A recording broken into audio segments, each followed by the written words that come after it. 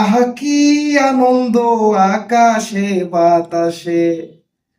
আরে দাদা, দাদা, কি খবর দাদা? ভালো আছেন নাকি দাদা? আর ভালো দাদা।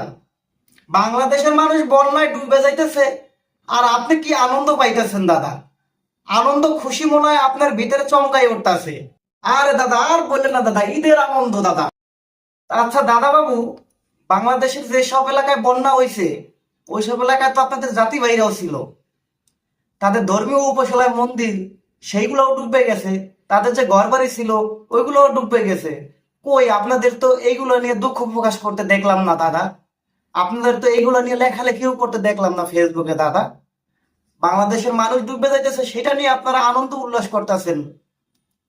এইটা এটা ঠিক না দাদা, এটা ধরু মেয়া, আপনারা বাংলাদেশি লোক একটু বেশি কথা বলেন, একবার বেশি কথা বলেন। আর এই জন্য আপনাদের সাথে আমি কথা বলতে চাই না।